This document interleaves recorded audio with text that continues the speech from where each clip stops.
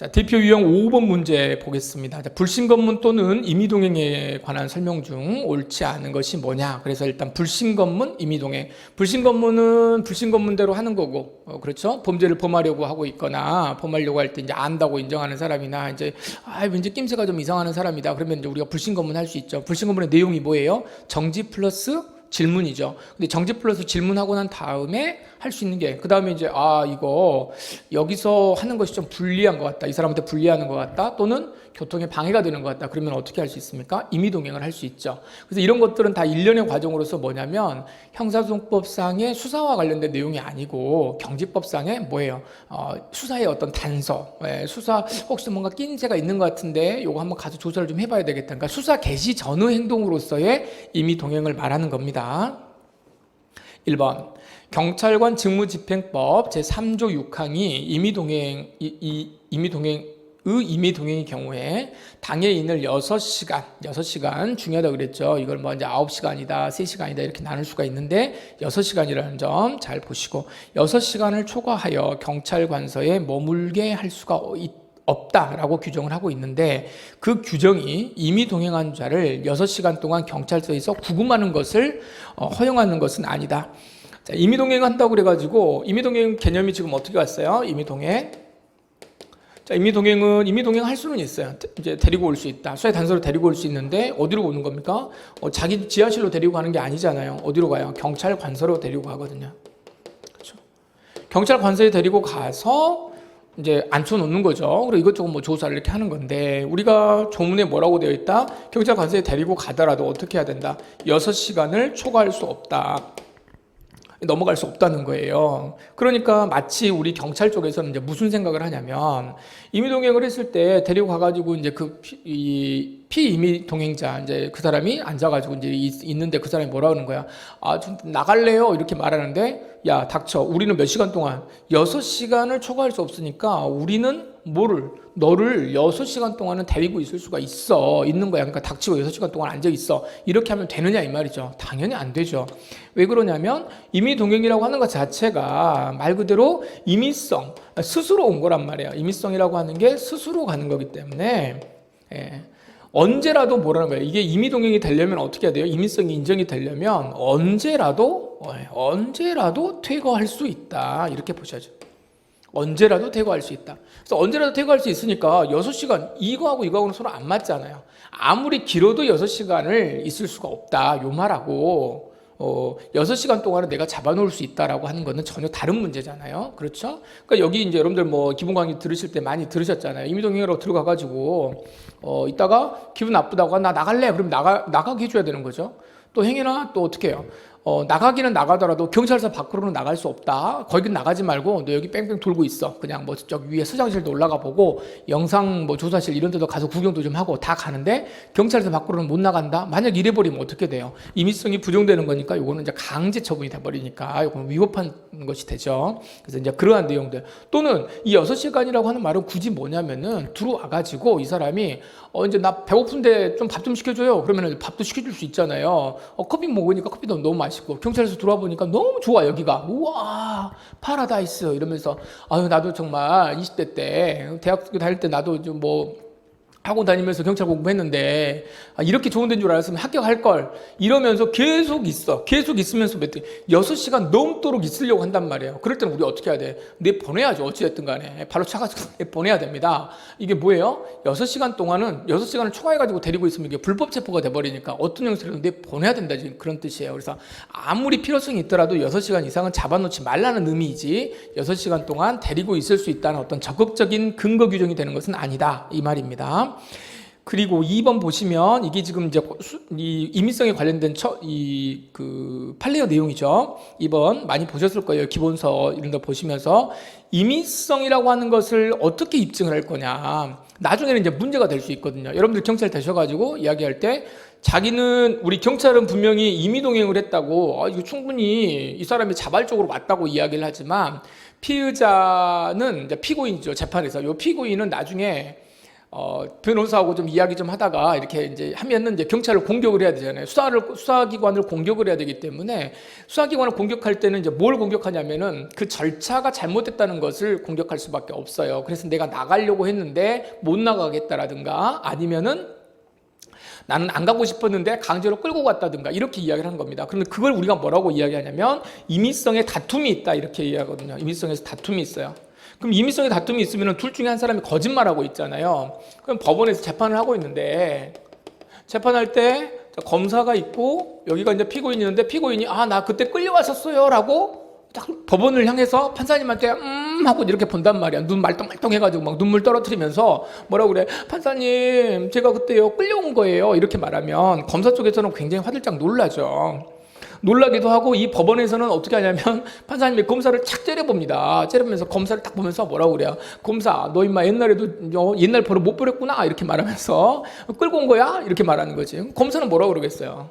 아니 무슨 소리야 네가 그때 자발적으로 와가지고 경찰서에서 먹는 곰탕이 이렇게 맛있다면서 6시간 넘으려고 그래도 막 계속 있으려고 그랬잖아 이런 이야기를 해야 된단 말이에요. 자 그러면 서로 누가 입증을 해야 되는데 누가 입증할 거냐? 자, 이 피고인 쪽에서 제가 끌려갔습니다라고 하는 이야기를 여기서 입증할 거냐? 아니면 검사가 얘가 자발적으로 온 겁니다라고 하는 것을 입증할 거냐? 이게 이제 입증 책임의 문제인데, 자, 우리는 형사정법에서 다 입증 책임은 다 어디에 있어요? 거증 책임의 전환과 관련돼 가지고 여러분들 2개 배운 거 빼고는 나머지는 다 검사가 입증합니다.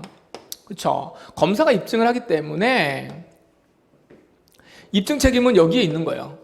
그래서 피고인은 무슨 말만 하면 돼요. 아닙니다. 제가 그때 자발적으로 끌려간 게 아닙니다. 이것만 이야기하면 끝나는 거예요. 자, 그러면 검사가 입증을 해야 돼. 검사가 어느 정도로 이 임의성을 입증해야 될 것이냐의 문제죠.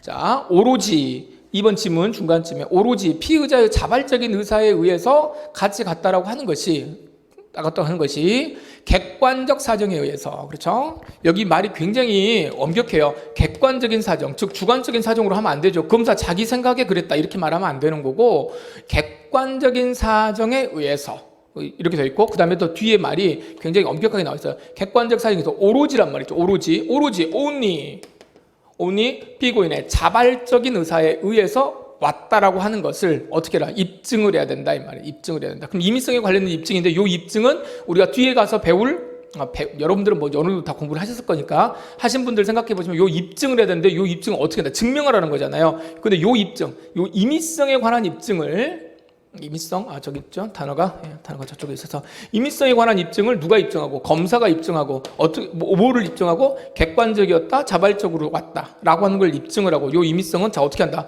엄증이다 자증이다 자유로운 증명으로 입증해야 된다. 그래서 저는 이제 요거 할 때 요거 진짜 임자 이렇게 해가지고 그냥 외우시면 돼요. 임자입니다. 자유로운 증명으로 가야 된다라고 하는 거 많이 보셨던 내용일 겁니다. 그래서 이번 지문도 맞고요. 자, 3번 불신검문에 따른 동행 요구는 형사성법상 임의사로서 임의동행의 한 종류로 해야 된다. 자, 동행 요구라고 하는 것이 원칙적으로 이렇게 갈 수 있어요.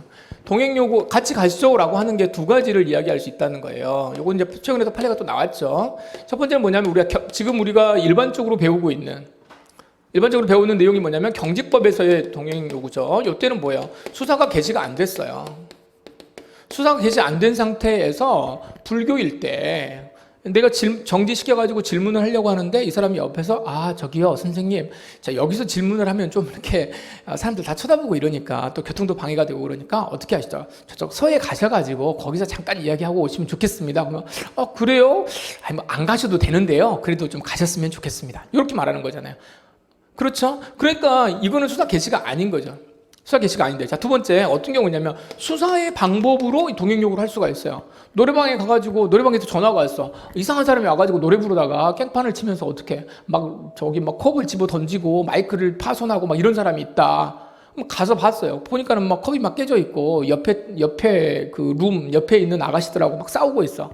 이쪽은 남자들, 저쪽은 여자들 이렇게 하는데 같이 좀 합석해가지고 노래 좀 부릅시다 그러면서 깽판 치다가 마음대로 안 되니까 막 소리를 질렀단 말이에요. 자, 이거 어떻게 합니까? 저쪽에 들은 예를 들어서 왔다 갔다 하고 있다. 그럼 이게 좀 현행범으로 볼 수도 있고, 근데 뭐 사건이 진정이 됐다 그러면 현행범이 아닐 수도 있죠. 우리 현행범 체포와 관련돼가지고 여러 가지 이야기가 있지만, 그래서 이걸 좀 어떻게 할까? 근데 아무래도 낌새가 있어요. 이게 문제가 있다. 자, 그럴 때 어떻게 가지? 잠깐 어쨌든 이 사람들 데리고 가야 될 거 아니에요. 데리고 가야죠. 가자. 경찰서에 가서 이야기하자. 이런 식으로 할 때는, 이런 식에 있어서의 동행 요구는 겉으로 볼 때는 우리가 같이 갑시다라고 할 때 동행 요구가 똑같은 것 같지만 수사의 방법 하나로서 뭐가 될 수도 있어요. 수사의 방법의 하나로서 동행 요구가 행해질 수도 있습니다. 그래서 이건 두 개는 서로 나누어서 봐야 된다. 나누어서 봐야 된다. 이렇게 보시고요.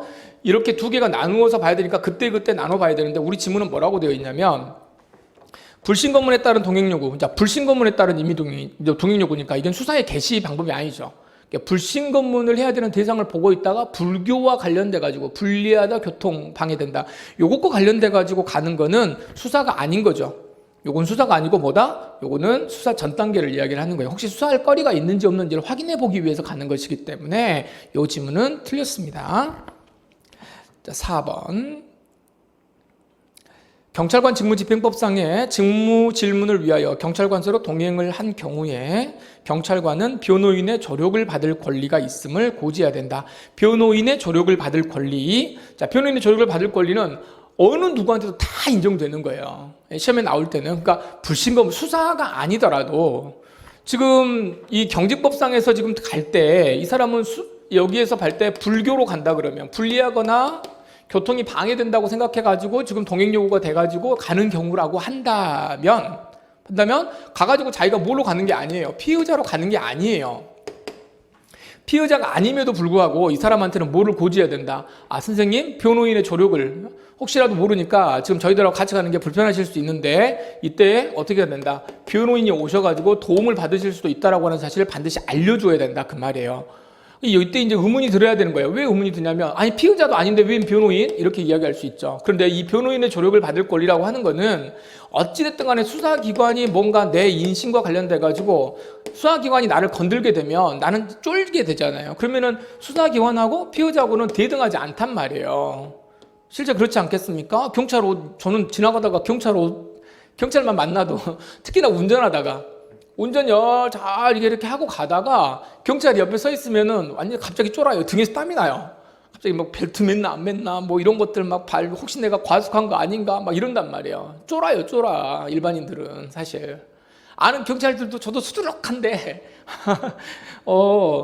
일반인으로 다닐 때는 경찰을 만나면 무섭습니다. 그러니까 이 사람도 무섭죠. 무서우니까 이 사람한테 반드시 뭐를 해야 된다? 변호인의 조력을 받을 권리가 있음을 고지해줘서 변호인이 가서 같이 이야기를 할 수 있는 여건을 만들어줘야 된다. 지금 그 말인 겁니다. 그래서 수사기관이 개입이 되면 설령 피해자가 아니라고 하더라도 변호인의 조력을 받을 권리가 있다고 하는 사실을 말을 해줘야 된다. 이거 데리고 가는 거기 때문에 단 우리 지문에서 뭐가 있냐면 진술거부권이라고 하는 이야기가 나올 수 있습니다.